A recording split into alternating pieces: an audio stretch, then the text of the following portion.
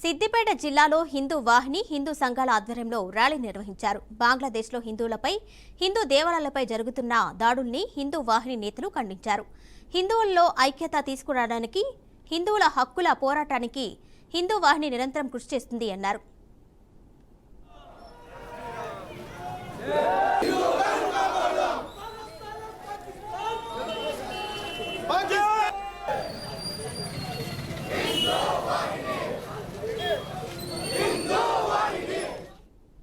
August 5వ తేదీ నుండి బంగ్లాదేశ్లో ఉన్నటువంటి మన యొక్క హిందువుల పైన వారు అనేక రకమైనటువంటి దాడులు చేయడం జరుగుతుంది.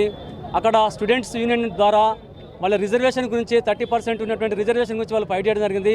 అక్కడ అత్యున్నతమైన న్యాయస్థానము అక్కడ ప్రధానమంత్రి షేక్ హసీనా వారు కూడా 5% తగ్గించడం జరిగింది. అంతటితోనే సమస్య ఆగిపోవాలి. దురదృష్టం ఏంటంటే వాళ్ళు మన యొక్క భారతదేశంలో ఉన్నటువంటి మన భారతదేశంతో సత్సంబంధాలు దెబ్బతీయాలి. దాంతోపాటు మనకున్నటువంటి 1,50,00,000 పైచిలుకున్నటువంటి మన హిందువులను, వారి యొక్క ఆడపడుచులను, మన యొక్క దేవాలయం అందరినీ కూడా టార్గెట్ చేయడం జరిగింది. దీనికి ప్రధాన కారణంగా దానికి సహకరించినటువంటి అమెరికా, చైనాల యొక్క కుయుక్తులతోనే మన యొక్క దేశం యొక్క దౌత్యపరమైన సంబంధం దెబ్బతీయడము, మన హిందువులను టార్గెట్ చేసేసి రకరకాల హింస చేస్తున్నారు. వారి యొక్క అజల్టేషన్ అంటే మామూలు లేదు. అక్కడ వాళ్ళ యొక్క ప్రైవేట్ పార్ట్స్ అయిన వాటిని కూడా వాళ్ళు లైవ్లోనే కోసివేయడము, చంపడము, విధ్వంసం చేయడము, ఆస్తులను గుంజుకోవడం.